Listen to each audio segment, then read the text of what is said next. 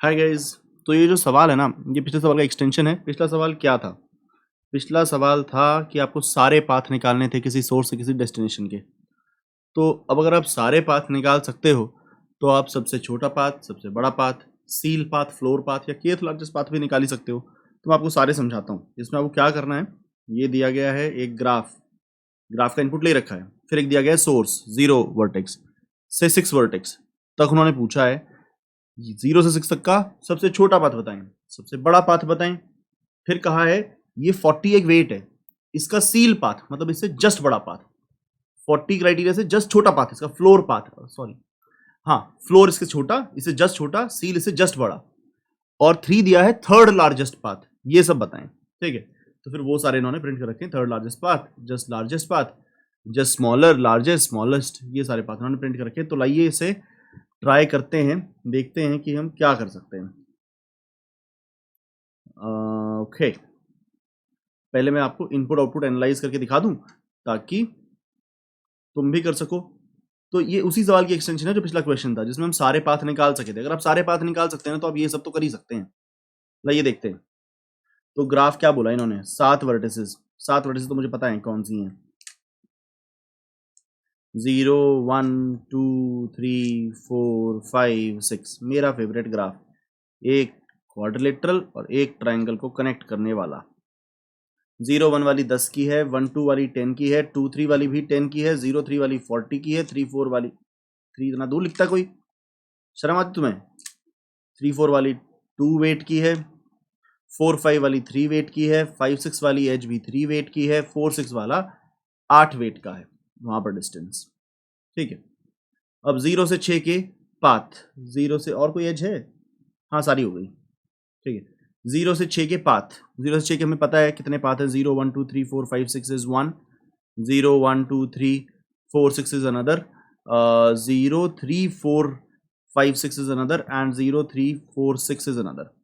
At the rate इनका wait भी लिख देते हैं, 0 1 2 3 4 5 6, 10 10 10 30 32 33, नहीं 10 10 10 30 32 35 38। तो पहले वाला 38 है, तो अब ये वाला 10 10 10 30 32 एंड 8 40। 0 3 4 6 0 3 4 5 6 देखते हैं, 40 42 45 48 और 0 3 4 6 40 42 एंड 8 इज 50। ये चार है आपके। तो स्मॉलेस्ट के रूप में ये वाला प्रिंट कर दिया, लार्जेस्ट के रूप में ये प्रिंट कर दिया, just bigger than 40, just bigger than 40, just bigger than 40 is this, just smaller than 40 is that, ये रहा, smaller than 40 is that, just bigger than 40 is this. ठीक है, तो इसको जस्ट लार्जर को हम सील भी कहते हैं, जस्ट स्मॉलर को हम फ्लोर भी कहते हैं। फिर पूछा third largest, third largest is 40 वाला, तो ये रहा। तो आपको ये सब प्रिंट करना था इस सवाल के अंदर। तो कुछ ज़्यादा है नहीं, पिछला ही क्वेश्चन है ये, तो ये सब बस इसमें मैनेज करना है। तो मैं तो तुरंत कर दूंगा। मैं इसके अंदर वो वाला पार्ट नहीं समझाना चाहता। कौन सा वाला पार्ट जिसमें आप वो सब निकाल रहे हो, ऑल पाथ्स निकाल रहे हो, वो आपने लास्ट क्वेश्चन में किया है। ठीक है, तो देखिएगा मेरे साथ।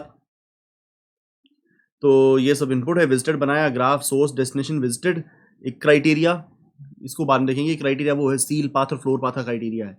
ये के कौन सा है, केथ लार्जेस्ट पाथ वाला। सोर्स है आपका पाथ सो फार और वेट सो फार कि अभी तक कितना डिस्टेंस हो चुका है, ये वो है। ठीक है, जो पुराना कोड था आपका, लाइए लिखें, अगर सोर्स डेस्टिनेशन के इक्वल हो जाता है तो आप रिटर्न किया करते थे। यहां पर ही हमारा काम होगा, यही हमारा बेस केस बनेगा। ठीक है, बाकी आप क्या करते थे, विजिटेड ऑफ सोर्स को कर दिया करते थे ट्रू। फिर आप नेबर्स पे जाया करते थे, for edge e in graph of source. Graph of source में आपको एजेस मिलेंगी, इसमें आप अनविजिटेड नेबर्स पे ही जाते हैं। If visited of e dot neighbour equal to false, अगर आपका नेबर अनविजिटेड है तो हम उस नेबर पे जाएंगे, मल्टी सॉल्वर, ग्राफ को कॉल लगाया, सोर्स की जगह ई डॉट नेबर पास किया, डेस्टिनेशन तो वही रहेगा, विजिटेड तो वही रहेगी, क्राइटेरिया को नहीं चेंज करेंगे, के को नहीं चेंज करेंगे, पाथ सो फार में नेबर का नाम ऐड करेंगे और वेट सो फार में एज का वेट ऐड करेंगे। तो एज क्लास का वेट प्रॉपर्टी है ना, WT प्रॉपर्टी। ठीक है, और आते हुए विजिटेड में से सोर्स को फॉल्स करना भी याद रखेंगे। तो अभी तो मैंने कुछ नया नहीं किया, सिर्फ ये वेट सो फार वाली बात नहीं करी है, पहले कॉल लगाई रखिए। वेट सो फार वाली बात क्या है कि जैसे आप, मैं वो थोड़ा सा आपके लिए ट्री ड्रॉ कर दूंगा, अब इसे उड़ा देते हैं, थोड़ा सा इसको भी उड़ा देते हैं, थोड़ा सा आपके लिए ट्री ड्रॉ करूंगा कि 0 से आपको जैसे 6 जाना था, तो 0 के ऊपर ना 0 पे खड़े हैं, अभी तक का पाथ 0 है तो अभी तक का वेट भी 0 है। अब 0 के हम वो 0 को मार्क विजिटेड लगाया करते थे, फिर 0 के 2 नेबर्स 1 एंड 3, तो विजिटेड लगाकर 1 पर आ गया। अब 1 पर जब आएंगे ना तो 1 तक का पाथ है 0 1 और वेट है पुराना वेट प्लस इस एज का वेट 10। अब एक बार 1 पर देखिएगा, 1 के 2 नेबर्स हैं 0 एंड 2, 0 पे तो जाना नहीं, 2 पे जाना है, तो 2 तक का पाथ है 0 1 2, पुराना वेट आपका 10 था तो ये वाला 10 ऐड कर दिया तो 20, मतलब 0 से 0 1 के 10 और 1 2 के 10, तो यहाँ तक आते आते 20 हो गया। ठीक है, तो ये वेट सो फार ये हो रहा है। तो अब 2 से भी देख लेते हैं एक बार, 2 से 1 और 3, 1 तो जाना नहीं, 3 पर आए, तो यहाँ पर आपका पुराना रास्ता है 0 1 2 एंड नेबर का नाम इज 3, तो 0 1 2 3 आपका रास्ता हो जाएगा। पुराना वेट इज 20 और दिस एज इज 10, तो 20 प्लस 10 इज 30, तो यहाँ पे आते थे 30 रुपीज़ हमारे, मतलब 30 किलोमीटर हम चल दिए हैं, तो वो साथ में रख रहे हैं आप। तो अभी तक बस इतना ही किया है आपने। तो जो आपका कोड था वो काबिल था, ये कोड काबिल था सारे रास्ते, हर रास्ते के लिए आपको यहाँ पहुँचाएगा। आप हर रास्ते का पाथ और हर रास्ते का वेट लेते हुए डेस्टिनेशन पर पहुंचेंगे। ठीक है, तो देखिए मैंने क्या किया हुआ है, 2 वेरिएबल रखे स्मॉलेस्ट के लिए, अभी सिर्फ स्मॉलेस्ट पे फोकस करिए, स्मॉलेस्ट पाथ और स्मॉलेस्ट पाथ वेट। मैंने स्मॉलेस्ट पाथ वेट इन्फिनिटी रखा हुआ है एक बार शुरुआत के लिए। अब देखिए मैं यहाँ पर क्या कर रहा हूँ, इफ वेट सो फार, जिस भी रास्ते से आप आए हो इसका वेट आपके स्मॉलेस्ट पाथ वेट से कम है, तो मैं स्मॉलेस्ट पाथ वेट के अंदर डाल दूंगा वेट सो फार और स्मॉलेस्ट पाथ में डाल दूंगा पाथ सो फार।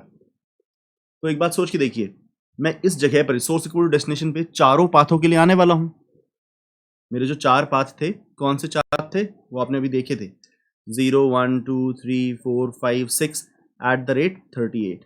फिर अगला था 0 1 2, कैसा 0 लिखता हूं मैं, अगला था 0 1 2 3 4 6 10 10 10 2 8, तो @40। इससे अगला था 0 3 4 5 6 0 3 4 5 6 @42 45 48, और लास्ट था 0 3 4 6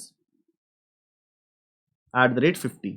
ठीक है, तो 0 3 4 6 @50, ये आपके सारे थे। तो मैं पहले वेट के लिए, अब मैं इस कोड, आपको सिर्फ बेस केस में ही काम करना है, इसमें सिर्फ बेस केस में काम करना है, यहां काम करना है। आपको जो सारा कोड देखने की जरूरत है ना, पहुंचा तो वो देगा ही, बस इतना कोड देखो आप।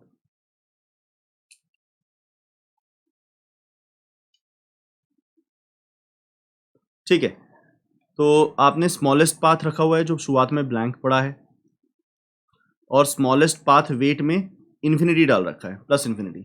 आप पहले पाथ से आए, पहले पाथ का वेट है 38, वो उस इन्फिनिटी से छोटा है, पाथ का वेट, आपके पहले पाथ का वेट सो फार स्मॉलेस्ट पाथ के वेट से छोटा है, तो हम क्या करेंगे, स्मॉलेस्ट पाथ का वेट कर देंगे 38 और पाथ कर देंगे जो भी ये था 0 1 2 3 4 5 6।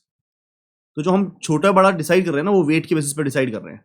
अब अगला पाथ आया 40 वाला, 40 वाला इसको डिफीट नहीं कर पाया तो ये अपडेट नहीं होगा, 48 वाला इसको डिफीट नहीं कर पाया तो अपडेट नहीं होगा, 50 वाला इसको डिफीट नहीं कर पाया तो अपडेट नहीं होगा। तो फाइनली आपका स्मॉलेस्ट पाथ रह जाएगा 0 1 2 3 4 5 6 एंड स्मॉलेस्ट पाथ वेट रह जाएगा 38। ठीक है, अब लार्जेस्ट के लिए बात करते हैं। तो देखो लार्जेस्ट को माइनस इन्फिनिटी पर इनिशियलाइज कर रखा है, largest path is blank and largest path weight is minus infinity. पहला आया, अब मैं ये देखूंगा कि क्या हमें लार्जेस्ट चाहिए ना, क्या ये वेट इससे बड़ा है, इससे बड़ा है तो इसको अपडेट कर दो, जिसको आप लार्जेस्ट मान रहे हो उससे बड़ा आपको अगर मिल गया है तो उसे अपडेट कर दे। तो 38 इससे बड़ा है, मैंने इसको अपडेट कर दिया और इसका नाम रख दिया 0 1 2 3 4 5 6। जब ये आएगा तो ये उससे बड़ा है, तो मैं इसको 38 से 40 मिल गया तो मैं अपडेट करके 0 1 2 3 4 6 को बड़ा मान लूंगा। जब ये वाला बेस केस हिट करेगा तो मैं इसे 48 करके 0 3 4 5 6 स्टोर कर लूंगा, और जब ये वाला आएगा तो ये इससे बड़ा है, मैं 50 करके 0 3 4 6 स्टोर कर लूंगा, जो मेरा फाइनली आंसर भी था।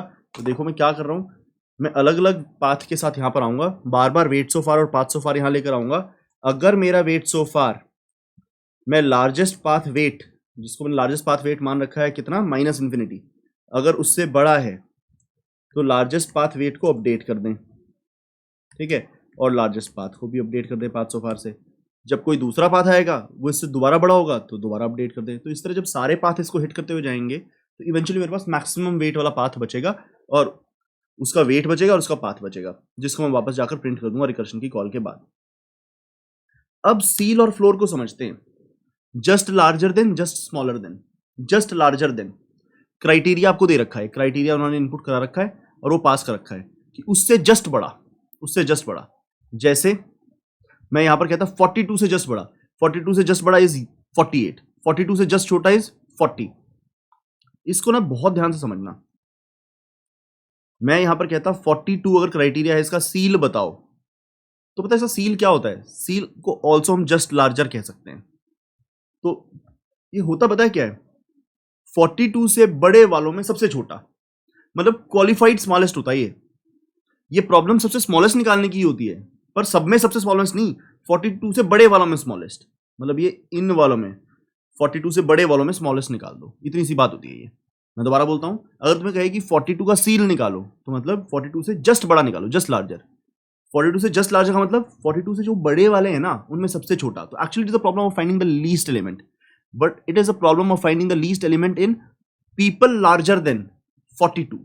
ठीक है, तो ये लीस्ट निकालने की ही प्रॉब्लम है, ये लीस्ट निकालने की ही प्रॉब्लम है, मतलब ये यही वाली प्रॉब्लम है, पर बस एक क्राइटेरिया लगा हुआ है। If weight so far is greater than criteria and weight so far is less than जो आपका सील पाथ वेट है, सील पाथ वेट।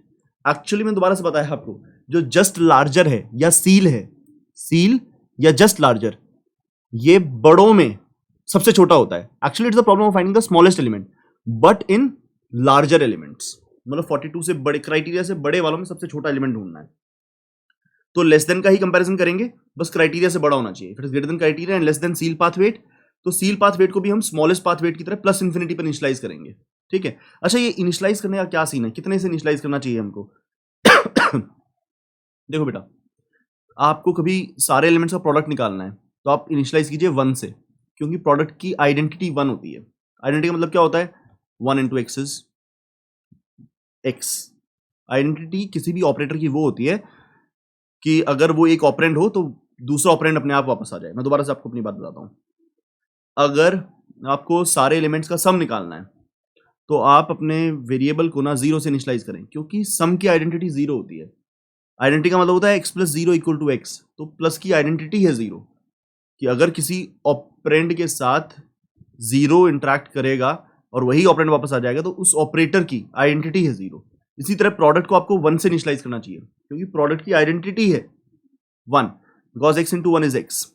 इसी तरह से जब आपको मिनिमम निकालना होता है, मिनिमम निकालना है, तो आप मिनिमम निकालने के लिए अपने नंबर को प्लस इंफिनिटी से इनिशियलाइज करें, क्योंकि किसी भी नंबर का अगर आप मिनिमम फाइंड करेंगे ना प्लस इंफिनिटी के साथ तो वही नंबर वापस आ जाएगा। ठीक है, तो मिनिमम ऑपरेशन की आइडेंटिटी है प्लस इंफिनिटी, इसी तरह मैक्सिमम की आइडेंटिटी है माइनस इंफिनिटी। किसी भी नंबर का मैक्स निकालिए माइनस इंफिनिटी के साथ, वही नंबर वापस आ जाएगा। तो उससे इनिशियलाइज करना चाहिए हमको जो उसकी आइडेंटिटी है। तो हमने अभी देखा सील या जस्ट लार्जर जो प्रॉब्लम है वो असल में स्मॉलेस्ट निकालने की प्रॉब्लम है, बड़े वालों में स्मॉलेस्ट, क्राइटेरिया से बड़े वालों में स्मॉलेस्ट। स्मॉलेस्ट निकालना है तो स्मॉलेस्ट की आइडेंटिटी प्लस इंफिनिटी होती है, तो मैंने प्लस इंफिनिटी से उसको इनिशियलाइज कर रखा है, बाकी हमें कुछ नहीं करना। तो यहां पर मैं सील पाथ वेट को कर दूंगा वेट सो फार और सील पाथ को कर दूंगा पाथ सो फार। इसी से एग्जैक्टली उल्टा है फ्लोर, इससे एग्जैक्टली उल्टा है फ्लोर। फ्लोर होता है जस्ट स्मॉलर। जैसे मैं कहता 42 का फ्लोर 40 है, इससे छोटे वालों में सबसे बड़ा, तो क्राइटेरिया से छोटे वालों में सबसे बड़ा 42 का floor just smaller, just smaller छोटों में मतलब लेस देन क्राइटेरिया वालों में सबसे बड़ा। तो actually it is the problem of finding the max. तो देखिए मैक्स है तो यही वाला कंपैरिजन होगा फ्लोर पाथ वेट के साथ। अगर क्राइटेरिया से छोटे हो, छोटे वालों में सबसे बड़ा, तो वेट सो फार अगर पहले तो क्राइटेरिया से छोटा होना चाहिए और फिर वो फ्लोर पाथ वेट को अगर बड़ा होकर उससे हरा देता है तो हम फ्लोर पाथ वेट को अपडेट कर लेंगे। आई होप कि आइडेंटिटी वाली बात तुम्हें समझ में आई हो थोड़ी सी। बस मैं दोबारा से अपनी बात एक बार ये बोलना चाहता हूँ, आपको सारे एरे के सारे नंबर का सम निकालना है तो आप इनिशियली सम वाले वेरिएबल को 0 से इनिशियलाइज करते हो। क्यों करते हो? क्योंकि मतलब जब तुम चाहते हो पहला नंबर ऐड हो तो कोई साइड इफेक्ट ना आए, तो प्लस के ऑपरेशन में जो नंबर साइड इफेक्ट पैदा नहीं करता वो जीरो होता है। इसी तरह आप सबका प्रोडक्ट निकालना चाहते हो, आप इनिशियली अपने वेरिएबल को 1 इनिशियलाइज करते हो, क्योंकि जब तुम चाहते हो जब पहला नंबर मल्टीप्लाई हो उस वेरिएबल के साथ तो कोई साइड इफेक्ट ना आए। तो साइड इफेक्ट तभी नहीं आएगा जब पहला नंबर आइडेंटिटी के साथ प्रोडक्ट होगा, तो इसलिए आपने प्रोडक्ट की आइडेंटिटी के साथ इनिशियलाइज किया। इसी तरह से जब आप मिन निकालना चाहते हो तो आप अपने पहले एलिमेंट को, वेरिएबल को, पहले एलिमेंट से भी पहले वेरिएबल को आप इनिशियलाइज करोगे, माइनस मिन निकालने के लिए प्लस इन्फिनिटी पे इनिशियलाइज करोगे। जब पहला एलिमेंट इस वेरिएबल के साथ मिन लेगा तो वही नंबर वापस आ जाएगा। ठीक है, तो एक बार एग्जांपल से भी समझा देता हूं। जैसे आपको मैथ्स लेना था 2 8 9 3 6 4, तो आप इनिशियली ना मैथ्स लेना चाहते हो तो आप खुद को माइनस इन्फिनिटी से इनिशियलाइज करो। क्यों करो? क्योंकि जब पहला नंबर इसके साथ इंटरेक्ट करेगा ना तो वो 2 ला देगा मैक्स के रूप में। तो तुम यही चाहते हो जब पहला नंबर इसके साथ इंटरेक्ट करे तो वही नंबर वापस आ जाए। जब 8 इंटरेक्ट करेगा तो अभी तक का मैक्स 8 हो गया, जब 9 इंटरेक्ट करेगा तो अभी तक का मैक्स 9 हो गया, 3 इंटरेक्ट करेगा तो अभी तक का मैक्स 9 ही रहा, 6 इंटरेक्ट करेगा तो मैक्स 9 ही रहा, 4 इंटरेक्ट करेगा तो मैक्स 9 ही रहा। तो जो पहला नंबर किसके साथ इंटरेक्ट करे तो पहले नंबर पे री इनिशियलाइज हो जाए हम। ठीक है, तो मैं आई होप कि तुम समझ गए हो। सम के लिए इनिशियलाइज करें 0 पर, मतलब दैट इज सम की आइडेंटिटी। प्रोडक्ट के लिए इनिशियलाइज करें 1 पर, प्रोडक्ट की आइडेंटिटी। मिन के लिए इनिशियलाइज करें प्लस इन्फिनिटी पर, मैक्स के लिए इनिशियलाइज करें माइनस इन्फिनिटी पर। और सील और फ्लोर तो मिन और मैक्स जैसे ही हैं। सील कौन सा है सोच के देखिए दोबारा साथ। सील क्या है? जस्ट लार्जर, बड़ों में सबसे छोटा, तो सील इज एक्चुअली लीस्ट की तरह चलेगा। और फ्लोर क्या है? जस्ट स्मॉलर, छोटों में सबसे बड़ा, तो एक्चुअली ये मैक्स की तरह चलेगा। तो क्योंकि फ्लोर मैक्स की तरह चलता है तो माइनस इन्फिनिटी से इनिशियलाइज हुआ है। जो मैक्स होता है, जो लार्जेस्ट होता है, वो भी माइनस इन्फिनिटी से ही इनिशियलाइज होता है। ठीक है, तो floor path equal to path so far. मैंने बोला तो काफी है, आई होप तुम्हें समझ में आ गया हो। अब है ये लास्ट प्रायोरिटी क्यू का पेयर। ये बताता हूँ ये क्या सीन है। अब तुम्हें चाहिए था ना केथ लार्जेस्ट, केथ लार्जेस्ट। तो केथ लार्जेस्ट ना मैं आप में को इसमें कह दूं कि मुझे थर्ड लार्जेस्ट दो या सेकंड लार्जेस्ट दो, तो वो एक अलग सवाल होता है। मैंने वो सवाल समझा दूं।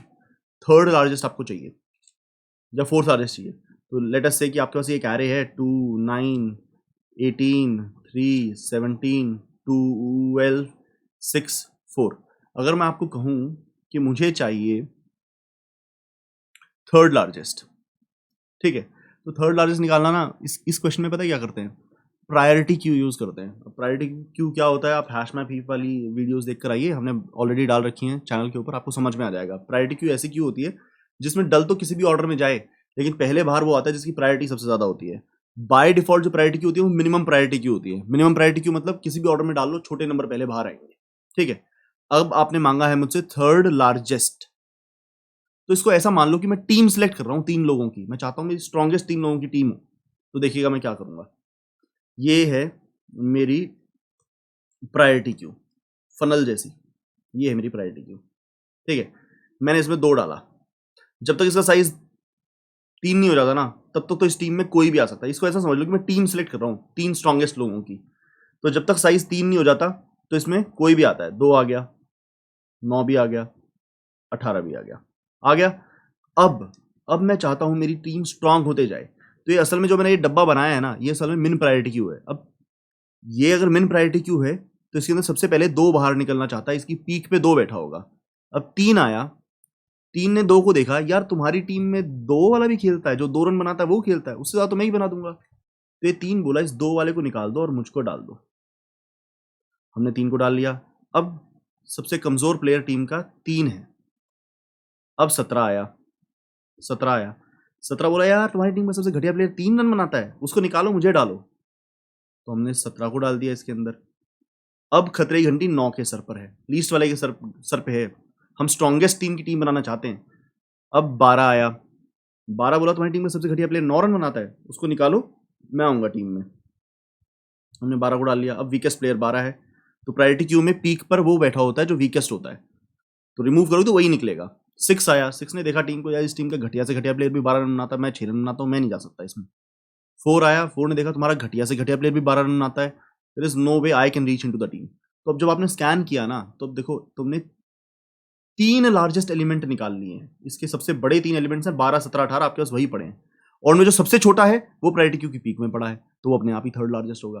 तो कभी भी kth लार्जेस्ट निकालना हो ना, तो ये सबसे सिंपल तरीका होता है kth लार्जेस्ट निकालने के लिए। अब ट्रिक को दोबारा समझो, क्या करते हैं kth लार्जेस्ट निकालने के लिए? थर्ड लार्जेस्ट निकालना है तो मिन प्रायोरिटी क्यू बनाओ।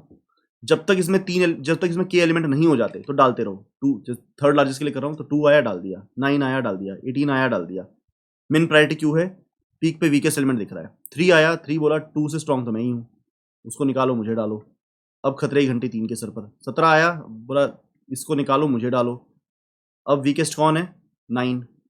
12 आया, बोला 9 को निकालो मुझे डालो। अब खतरे की घंटी किसके सर पर? 12 के सर पर। 6 आया, बोला तुम्हारा तो वीकेस्ट ही 12 है, मैं उससे स्ट्रॉन्ग नहीं हूँ। 4 आया, तुम्हारा तो वीकेस्ट ही 12 है, मैं उससे स्ट्रॉन्ग नहीं हूँ। तो जो आपने ऐसे स्कैन किया ना, तो आपके पास प्रायोरिटी क्यू के अंदर, मिन प्रायोरिटी क्यू के अंदर 3 सबसे बड़े एलिमेंट रह गए। ठीक है, तो इसने फिल्टर की तरह काम किया है, 3 सबसे बड़े एलिमेंट रह गए। अब ये 12 जो आपके पास पड़ा है, ये जो 12 आपके पास पड़ा है, ये इन तीनों में सबसे छोटा है, क्योंकि मिन प्रायोरिटी क्यू है तो जो लीस्ट होता है वो सबसे ऊपर होता है। इसमें k एलिमेंट्स हैं, और उनमें सबसे वीकेस्ट ये है, तो ये kth लार्जेस्ट होगा। ठीक है, तो इसको हम कैसे यूज करेंगे, ये देखिए मैंने एक पेयर बना रखा है, पेयर क्लास बना रखी है जो वेट सो फार और पाथ सो फार रखती है। ये उसका कंस्ट्रक्टर और कंपेरेबल इंप्लीमेंटेड है। कंपेरेबल का मतलब क्या होता है कि 2 पेयर क्लास के ऑब्जेक्ट कैसे कंपेयर किए जाएं, तो वो वेट के बेसिस पे कंपेयर हो रहे हैं। अगर आपको ये कंपेरेबल वाली बात समझ में नहीं आती है तो मैंने इसका वीडियो डाल रखा है, प्लीज़ वो देख कर आए, यहाँ पर मैं उसे नहीं समझाऊंगा। तो अब देखिएगा क्या करेंगे हम, अब वही करेंगे जो मैंने अभी अभी आपको एल्गोरिथम समझाया है। यहाँ पर अलग अलग वेट्स और अलग अलग पाथ यहाँ पर पहुँचेंगे, बहुत सारे वेट और बहुत सारे पाथ पहुँचेंगे। तो मैं सिंपल काम करूँगा, क्या सिंपल काम करूँगा, अगर मेरी प्रायोरिटी क्यू, यहाँ पर एक प्रायोरिटी क्यू बना रखी है मैंने बाहर, अगर उसका साइज अभी k से छोटा है तो कुछ नहीं करेंगे, प्रायोरिटी क्यू में ऐड करेंगे। किसको? एक नया पेयर बनाएंगे वेट सो फार और पाथ सो फार के साथ, और उसको ऐड करेंगे। जब तक साइज k नहीं हो जाता तब तक तो ऐड होता है।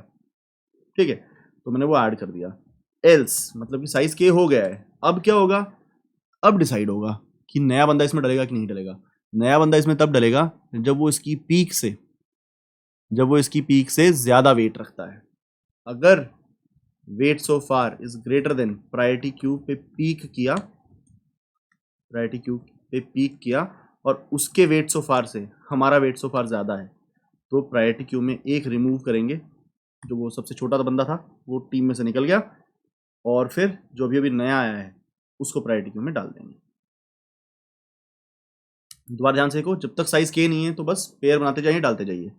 साइज k हो गया है तो वेट सो फार क्या कराएगा, आपके वीकेस्ट एलिमेंट से, आपकी पीक वाले से अगर वेट सो फार ज़्यादा है तो उसको रिमूव करा देगा और खुद डल जाएगा। ठीक है, तो हम इतने को चला कर देखते हैं।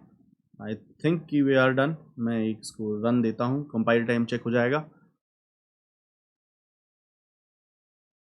तो जी एट 38 एट 50 बिंदास लग रहा है, ये एकदम बढ़िया चला है। सबमिट करके देखते हैं तो एक्सेप्ट हो रहा है। ठीक है, तो इसमें बाकी कुछ नहीं था, ये बिल्कुल पुराना क्वेश्चन था, उसके ऊपर एक बिल्ड कर दिया क्वेश्चन। सारे वेट और सारे पाथ यहाँ आ रहे हैं तो आप स्मॉलेस्ट निकाल पाओगे, आप लार्जेस्ट भी निकाल पाओगे, आप सील भी निकाल पाओगे, आप फ्लोर भी निकाल पाओगे, और आप kth लार्जेस्ट भी निकाल पाओगे। तो this is a mixture of many knowledge combined. तो इस सवाल के प्री रिक्विजिट क्या थे, आपको ग्राफ में एक सिंगल पाथ प्रिंट करना आना चाहिए, फिर ग्राफ में सारे पाथ प्रिंट करने आने चाहिए, फिर आपको प्रायोरिटी क्यू पता होनी चाहिए, आपको कंपेरेबल पता होना चाहिए, आपको सील फ्लोर कंसेप्ट पता होना चाहिए, आइडेंटिटी पता होना चाहिए।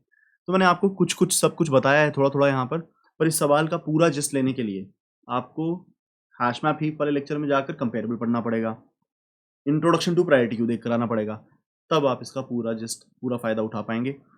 अनफॉर्चुनेटली देखिए, मैं एक एक क्वेश्चन में सब कुछ पढ़ाने बैठ जाऊंगा तो एक एक क्वेश्चन की वीडियो बन जाएगी 2-2 घंटे की क्लास, तो I can not do it. वो एक सेपरेट वीडियोस हैं, अगर आप इसका पूरा फ़ायदा उठाना चाहते हैं तो सेपरेट वीडियो देख कर आइए, आपको पक्का फ़ायदा मिलेगा इससे।